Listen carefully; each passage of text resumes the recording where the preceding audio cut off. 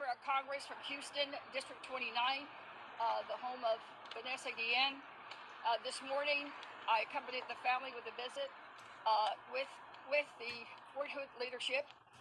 We met with General Elflant and Colonel Overland and members of the CID investigative team. Also with us, of course, is Vanessa's father, Mr. Guillen, Myra Guillen, sister, and their attorney, Ms. Kawam. Also with us is Ana Luisa Tapia of LULAC, here locally. I'll begin by just saying that we've got to remember that this story is about a family who's hurting. I know we can talk about Fort Hood, we can talk about the Army, we can talk about a lot of things, but right now our prayers and thoughts are with Mama Guillen, who's at the hotel resting, with Papa Guillen and the entire Guillen family, and all the families that they represent who have soldiers stationed on a base much like this one. One of Vanessa's dreams had always been to join the U.S. Army.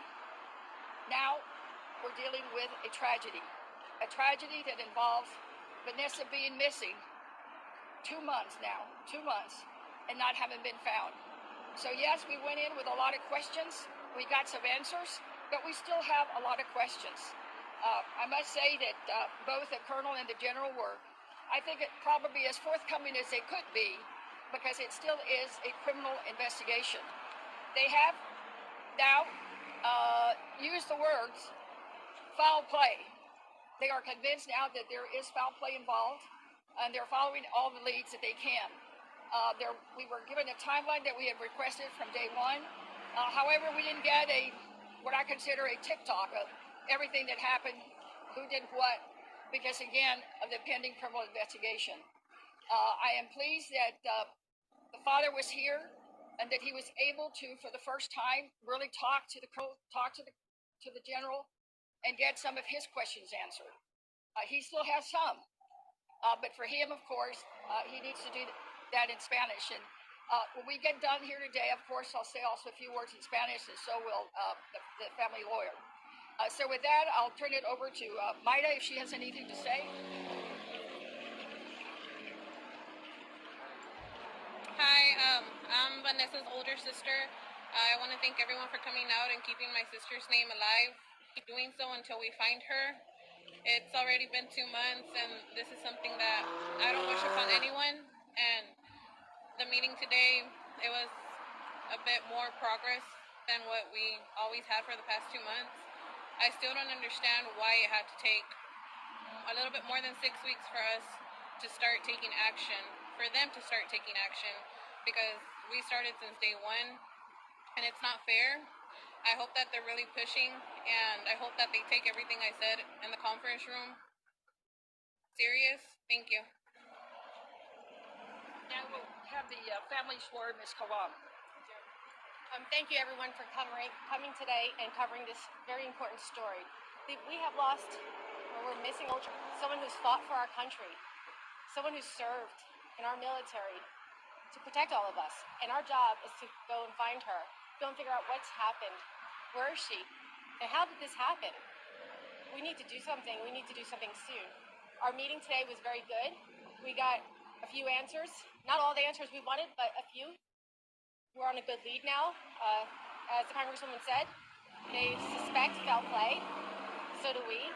And we are hoping that our investigation will go further. We'll learn who it is, and we will unite, not just the state of Texas, but as a country, for our military, to support our military, and let them know that we are not just for our military, not just for Vanessa, but for everyone, because nobody should be in harm's way.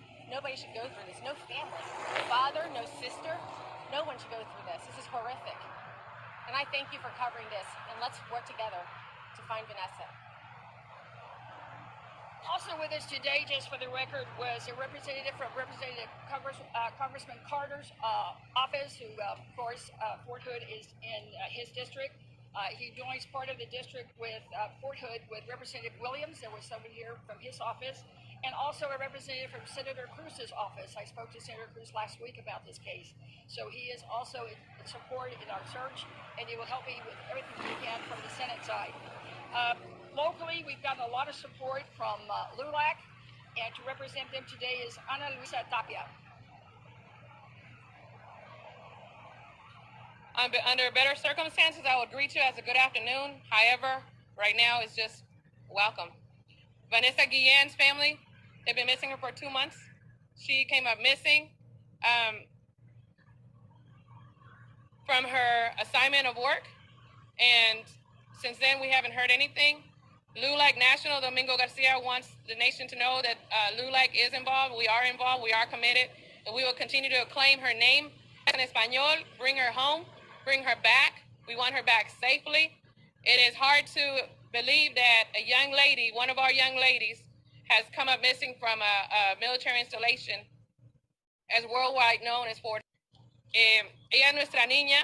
She's one of our young ladies, our girls. She's everybody's daughter. She's everybody's daughter. We are wanting answers. It's hard to believe we haven't had answers. We want you to know that we are here. We're going to keep claiming her name. We'll keep talking about her. Seguiremos en la batalla. No nos vamos a olvidar. No nos vamos a callar.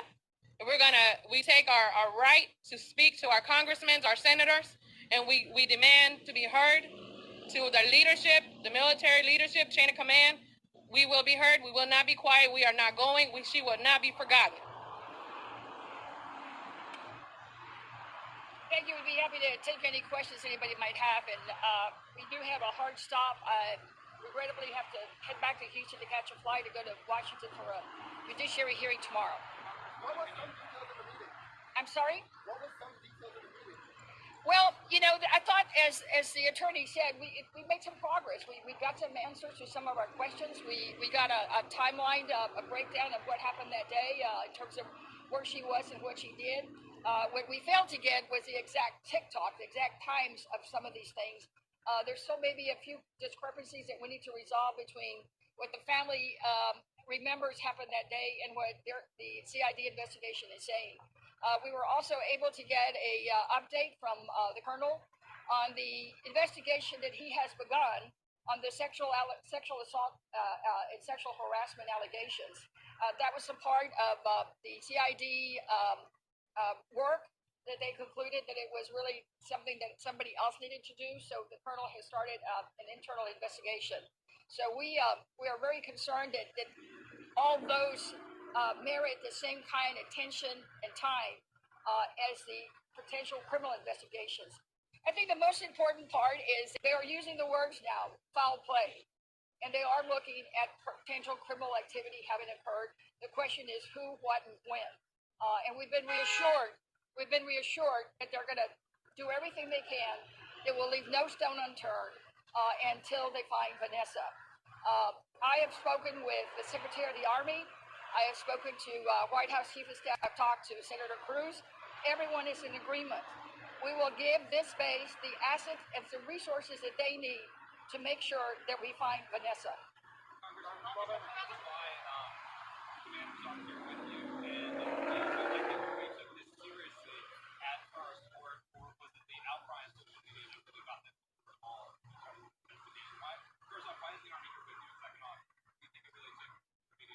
Well, they're not here because they considered it my press conference, and I visited with them even afterwards, and I can tell you that they were very open. They have committed to working with us jointly and meeting with a family as often as they need to, opening their community attorney, making sure that the family is reassured that they are looking for Vanessa. I think that it is really all those things, the family pressure, the social media pressure, my inquiries, all of those things have worked to bring more attention to this case. But we don't want just attention. We want action and we want results. And we will not stop until we find Vanessa.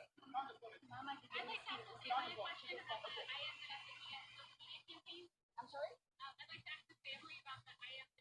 Okay, let me see who wants to answer.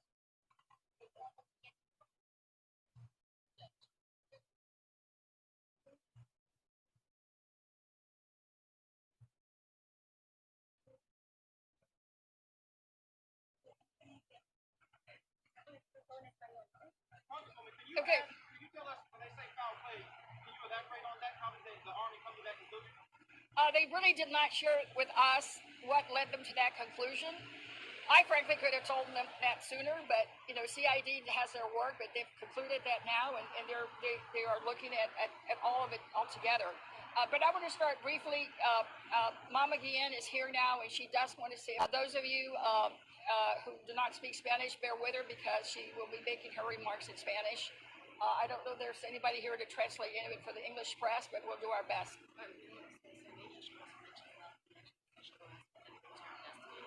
Oh, I just. Yeah, that was the public best guy.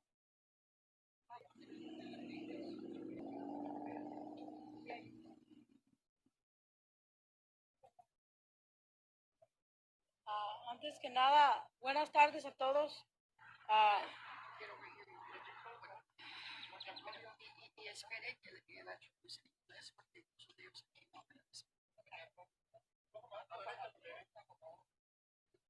Que te hagas para acá, mamá.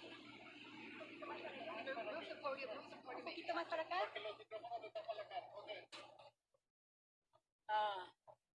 Yo antes que nada debo darle gracias a Dios de que me levantó de la cama para poder venir, porque no pude venir acá adentro porque no me sentía nada bien. Sí me invitó el coronel, se lo agradezco, me invitó que viniera, pero no pude. No pude porque ayer cuando me ando en ese río, me sentí muy mal, porque yo no quiero, yo sé que mi hija no está allí. Yo sé que mi hija no está allí, porque ellos se tardaron mucho en buscar a mi hija, porque yo les supliqué desde un principio que me buscaran a mi hija, desde un principio que se cerrara esa base y se pusiera a todos los más de 30,000 soldados. No lo hicieron, nunca lo hicieron. Yo les supliqué que se cerrara esa base y que se investigara cuarto por cuarto, barraca por barraca, edificio por edificio. Nunca lo hicieron. ¿Por qué hasta ahora andan haciendo ese show de buscar a mi hija ahora? Yo sigo justicia y sigo que se me respete y se me respete a mi hija como soldada, como ella se inscribió en el ejército por su país, por su patria, para defendernos a todos nosotros. Que ya cuando estaba chiquita, desde los 10 años, decía que se iba a escribir y que se iba a escribir. Yo no le creía. Yo pensaba que era un juego de niña, pero no. Llegó al grado de la adolescencia y se entró a la high school y se escribió. Y yo lloré mucho porque no quería que se escribiera, porque mi corazón de madre ya temía esto que iba a sufrir yo. Ella se escribió por su país y para defendernos. Y ahora que ella necesita, debemos apoyarla y buscarla y atrapar al mismo, no sé cuál de todos sea. Yo por eso exijo justicia y exijo que se investigue y que se cancele a todos los sargentos que estaban al mando de mi hija, a todos los de su unidad. Que se investigue sus casas, sus ranchos, sus cuartos, sus celulares, que se les quiten hasta que me digan dónde está mi hija. Porque todos, desde el sargento mayor, como era su responsabilidad, el credo del sargento, de cuidar, de protegerlo, no lo hizo conmigo. Le hicieron bajar con engaños al cuarto de armas para secuestrarla. Y yo no sé de allí cómo se la llevaron. Yo no sé, solo sé que fue una troca blanca el que se la llevó. Una troca blanca. ¿Quién de ellos tiene una troca blanca? Que se investigue. Que se investigue, que se diga la verdad, que no oculten estos de la base, los coroneles, no oculten, porque todo se va a saber en el nombre de Jesús. Todo se sabrá. Porque yo ni a mi hija la quiero viva. Desde un principio, cuando hablé yo allá en la otra entrada, dije que a mi hija la quiero viva. Viva la quiero porque mi hija entró viva. Porque si Dios no lo quiera, mi hija aparece muerta, cierra esta base. Muevo cielo, mar y tierra y esta base se cierra. Porque es una pudrición de base. Es una pudrición. Porque dice que el mejor lugar ¿para qué? Para secuestrar, violar, matar. No es justo. No es justo. Por eso yo exijo que por culpa de ellos me estoy más mala yo, porque yo necesito a mi hija conmigo, es mi vida esa niña es mi vida, es mi adoración. Por eso ando peleando con uñas y dientes hasta que se me entregue y que paguen los culpables. Exijo que se encarcelen a todos los sargentos, desde el más chiquito al más alto, y que se les investigue sus casas, sus ranchos, sus habitaciones, sus celulares. ¿Por qué no han hecho eso desde un principio? Si yo les dije hace 4 semanas el nombre de un miserable, ¿por qué no hicieron todo desde un principio? Porque hasta ahora andan haciendo ese show de buscar a mi niña. Yo necesito a mi niña y la quiero viva a mis brazos, a mi lado, porque si no, no sé qué sería de mí. Yo necesito a mi preciosa conmigo, porque yo ya no puedo más con sus mentiras de esa gente tan miserable, porque son unos miserables. Que se llegue a la verdad. Por eso yo no pido hablar con esas personas. Yo pido hablar con el mero bueno. Yo pido hablar con el que manda, el que está en el Congreso o en el Senado. No con ellos no son nadie, personas. Yo pido hablar con el bueno, con el que manda, no con esas personas. Esas personas para mí no son nadie. Son las personas que se trata de desaparecer jovencitas y secuestrar. Por eso, que se me haga justicia, por el amor de Dios, que se oiga mi voz, porque más de 200 madres están acudiendo a mí. Mi hijo no va a firmar, salió de la high school, no va a firmar. Mi hijo lo voy a sacar así haga represalias. Prefiero tener a que me lo desaparezcan. Por eso, que oiga el presidente, que por esta causa de que no se limpie esta base de corrupción y no me entreguen a mi hija, ya no va a haber jóvenes que se escriban. Ya no va a haber. ¿Quién verá la guerra si hay guerra? ¿Quién va a defender al país? Nadie. Por miedo. Me van a desaparecer. ¿Yo para qué me escribo? Yo prefiero trabajar en una tienda, en un supermercado, para ganarme la vida, que ir a esa mugrosa base, a la que sea. Por eso pido que se limpie desde lo más profundo y que se me entregue a mi hija viva. La quiero viva. Por el amor de Dios, viva. Y que se investigue y caigan todos los responsables, así sea un coronel, así sea un sargento, no me importa, que se investigue desde el más chiquito hasta el más alto, porque todos son responsables, todos, porque taparon toda la investigación, porque ese día no se trabajó, y a mí me mintió el de CID, que se había trabajado, nunca se trabajó, y mi hija nunca volvió con el reporte, nunca, me dijeron que había vuelto, mi hija nunca volvió. ¿Qué pensaron? ¿Que yo no iba a saber? A mí alguien muy importante me lo dijo, por eso lo supe. ¿Qué pensaron? ¿Que Dios no estaba conmigo? Dios está conmigo. Por eso estoy llegando a la verdad. Que se llegue a la verdad y que se me entregue a mi hija. Le pido al presidente que me ayude a investigar, porque en ellos no da nada. No creo ni así. Que se llegue a la verdad y que se llegue a la verdad, que me entreguen a mi niña. Porque después de esto no va a haber ni un niño que se escriba para el ejército. Y déganlo por seguro. Yo aquí tengo todos los mensajes de las madres. Mi hijo no se va a escribir, señora. ¿A que me lo desaparezcan? Esto no es una mentira. Que llega la verdad, porque ya no va a ver quién nos defiende. ¿Quién nos va a defender? ¿Unos a otros? No, ¿verdad? No, por eso ellos, los soldados, se escriben por su país, por su patria. Por eso tenemos que tener conciencia. Malditos manáticos, tienen que salir a la luz y que se encarcelen y les caiga todo el peso de la ley y que se me entregue a mi hija viva, viva, porque yo estoy a punta de pastilla. Yo estoy a punta de pastilla para poder estar aquí. Y yo le quiero a mi hija porque esa niña es mi vida, es mi cielo, es mi todo, porque mis 6 hijos son únicos para mí. Y es lo que más deseo, que se me haga justicia y que se le haga justicia a mi chiquita. Tanto amo a mi reina, es ejemplar en todas las escuelas, todos los trofeos, todo en 4 equipos de fútbol, excelente. Señora, su niña es excelente. No se merece que unos miserables como estos, joven. Por eso pido que se investigue a todas esas personas, no importa quién sea, que se investigue y que caiga todo el peso de la ley y que me entreguen a mi niña. Es lo que pido y les agradezco de todo corazón que hayan venido. Yo no pude estar porque ahorita me levanté así de la cama y yo vine a declarar y a hacer lo que sé, que se me entregue a mi niña. Yo les agradezco a la abogada, a la congresista, pero que me apoyen a ir al Senado, a la presidencia. Aquí no, al presidente y al gobernador, que se investigue y que se me entregue mi niña y que paguen todos esos miserables lo que han hecho. Por el amor de Dios, ayúdenme a todo esto. Sí, te vamos a ayudar, ya sabes, te vamos a ayudar. Vamos a seguir.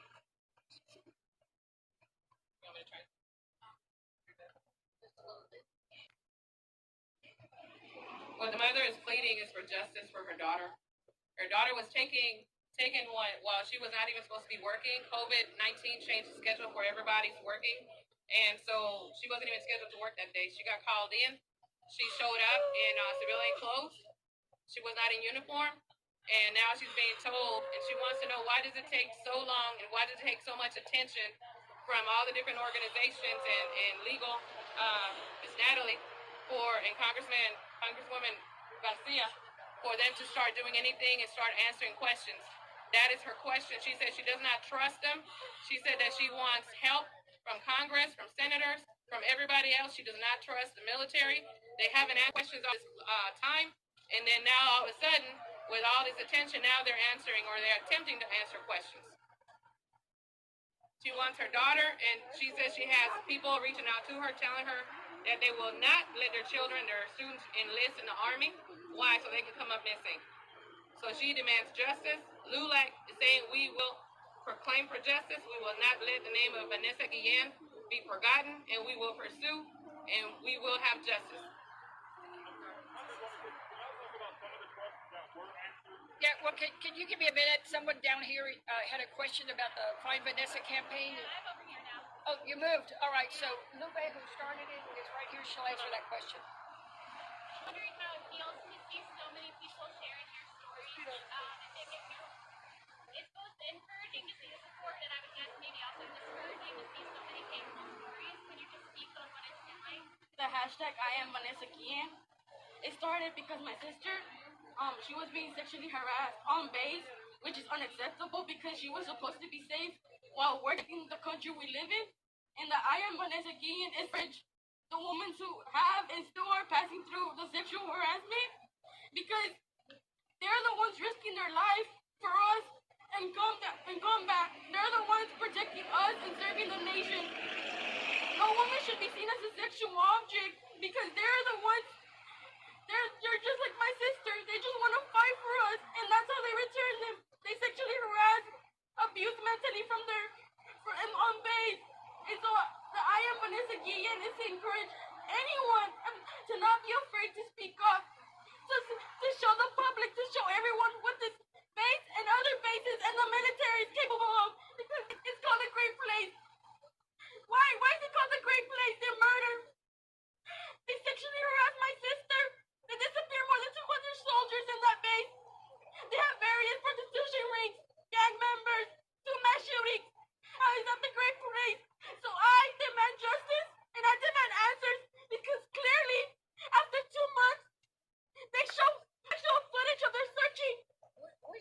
They're searching my sister like if she was dead. She's not dead. I know it because she's my sister. So I want justice and I want answers because they lied to our faces that Wednesday, April 22nd, 2020 was a work day. No, it wasn't. So who sent my sister to work? Thank you. I'm not. Whose microphone is this? I'll just stick it up here. All right. I'm sorry. So somebody up here had. About the question, what answer did they actually give you? What questions were asked? Well, we asked many questions. I asked questions as a member of Congress in terms of the response and the obligation and the duty that the Army has in notifying families when something like this occurs. There is still a discrepancy between when the Army suggests that they notified the family and when the family says that they were notified. In fact, the family maintains that the only reason that they were notified was not that they were called, but because they had to call them saying, hey, we've texted her, we've tried to call her, and the texts are bouncing back, the calls are bouncing back. And that was, they reached out to the family in response to that. So it's still unclear when and who and at what time the Army officially announced to the family that Vanessa was missing. There's also, and I think the lawyer may want to add to this, they did confirm that 11:30 was the last time Vanessa had contact according to her phone records. The phone is not available. We don't know where it is. Presumably Vanessa has it wherever she is. Forensics on the phone. They've been able to go through credit card records, security records, and people having seen her. So the only thing they'll confirm is 11:30 was the last time someone had any contact with her. Everything else, we don't know. We don't have a actual, what we call TikTok. The whole day, who did what when. And that's very concerning to the family. It's very disturbing because there should have been probably 3 or 4 different checks at the barracks before the end of the day. And in at least one, it was admitted that the, I forget, is it a sergeant who does it? I guess a supervisor or the sergeant who actually is supposed to account for everyone in the barrack submitted a report that everyone was accounted for, when in fact now he's admitted that he did not see Vanessa. But I see if the lawyer wants to add anything. So, can you elaborate on the sexual harassment allegations? If you're investigating anyone? They did not. No, they will. Most of our questions relating to any identification of any particular person, they declined to respond because it's a pending investigation. So we weren't told who was the last person who saw her. We were not told who witnessed her going back to the parking lot. We weren't told who they're looking at in terms of harassment allegations. Remember, that part of the investigation just started last week, and it was started by the colonel internally because CID was not going to pursue a sexual harassment allegation because that's not, in their view, criminal in nature. Did you want to add to that? Yeah. Elaborate on that. I believe you mentioned that there's like video of a sergeant going into the bathroom. Can you elaborate on that, on those two things? Yeah, she can. Sure. So my client did disclose to the general in the room that Vanessa had a sergeant come into a shower inappropriately, walk in to a shower while she was naked, and it was very uncomfortable for her, and she did report that. And to her friends. We suspect it's that same person that was her supervisor that same day after she was missing. The congresswoman asked about, why haven't you investigated this sexual harassment claim? She asked that to the CID agent, and they said because it wasn't criminal. However, she made a great point as to just because it's not, it doesn't lead you to information that would be later found criminal. So I hope that answers your question. I think you asked me a question that I have been about the cameras. So they said that they didn't have any cameras that day. I find that odd. And they said that she did not put in codes that day for anything. Any of the quote-unquote seeings, and when people saw her, it was just by interviews. Like people were interviewed and they said they saw her, but they don't have any kind of objective evidence. That's what they say. You know what? And I also questioned them about the checks. There were several checks that day. For example, when you wake up, they go and check you in your room. They check at 9 a.m., check at 3 p.m., check at 4 p.m. They didn't have that in the timeline. That was missing. So when I asked that, they kind of tiptoed around that, saying, well, someone could have been having lunch or someone could have been out, but that's not how it works. A check-in is a check-in. So I think perhaps they're going to look into this issue as to who checked her in. If they didn't check her in, why haven't they looked for her starting at 3 p.m. when she was missing? Why did it take Vanessa's sister and family and friends to contact the base and say she's missing at 8 p.m.? So there's a lot of gaps in their stories or their interviews or their information that they provided us. And I hope that perhaps we had brought some more clarification, some more information to them. They can look into it deeper. The colonel said that after the sexual harassment claims have been reported, he had started an investigation after that on his own. So we'll find out more information. Unfortunately, what I was disappointed with was in that timeline they gave us, they refused to say any times that, for example, she went to a gas station to get gas that day. The gas station was. They didn't say what time the room check-in was. But they did say the last time they saw her was 11:30, which is, when she was in a different armory rooms and when she was in different places that they quote-unquote saw her. We don't have any information as to those times. And what's more disturbing is they refused to tell us who she was working with, the supervisor she was working with that day. She supposedly sent a text, which was really disturbing, that day to her supervisor, notifying him of the serial number of one of the arms or one of the guns that she had to review. Why would you put that in a text message? That seems like it defeats protocol. So we're wondering whether he used her phone to text himself and make it look like she was working. Our suspicion, we hope we brought light to that. Why would you use your personal cell phone when you're supposed to write things down in a book for the military? I mean, a lot of it doesn't connect. And hopefully we brought some light to them that we're on this. We're wondering, was there a breach of protocol? Is someone covering for another person because they breached protocol? We don't care who messed up. We just want answers. We want to know what time, where, who, and why. We have time for one more question. Now, remember, we do not have her phone.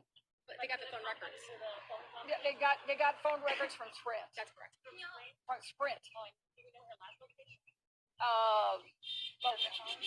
they didn't say, but presumably here. Is that confirmed though? Lastly, can y'all just say what's next? What are y'all looking forward to moving forward? Well, for me, it's about making sure that this base and their leadership has the assets and resources to do everything humanly possible to find Vanessa and to make sure that they keep an open line of communication with the family so that we can get past this and find Vanessa. I mean, that is my role as a member of Congress. And if necessary, after we take a look at all this, if there's anything that I need to do in Washington, either legislatively or administratively or through appropriations, make the changes necessary so that this just never ever happens again. To make it absolutely clear, was there ever any start to those sexual harassment allegations? Did that investigation ever start? It started a week by Colonel Oberlin after CID decided not to pursue those allegations and stick strictly with the criminal investigation. Thank you very much. We got to get her going, y'all. Sorry. Thank you so much. It's ongoing. The sexual harassment allegations are ongoing. They just started last week. They couldn't tell you anything about them? No, but we will, trust me, you've got two sharp ladies here. We're going to make sure that gets investigated. To answer your question, I'd like to see a congressional investigation. Here, I think there was a few agencies that were involved here. I think somebody dropped the ball and there was a breach of protocol. We're talking about security, no cameras, using a cell phone to put in a serial number of a federal information of a military property. The check-ins, where's the safety and precautions? How did this happen? And why wasn't the family informed immediately? There's so many gaps and holes in what we learned today that I am going to demand a congressional investigation for this family. We want to know what happened and who is covering up for who and why are they covering up? You know, this can't happen to one of our soldiers. It should never have happened. And if we have to do that, we have to ask Congress to have a congressional investigation, to subpoena everything, to have everybody be testify before Congress. That's going to be necessary. It's going to be necessary because unfortunately, I don't feel like at the local level it's happening. I really feel like we're not going to resolve this down here. We need the higher ups now. You mentioned that they saw a guy walking through. Is that guy accounted for? Does it have him in check? As far as, you know, is he reachable? Sure. So they won't tell us whether who they're investigating or why. We did disclose his name to the committee today, and we hope that they will act on the information we provided them.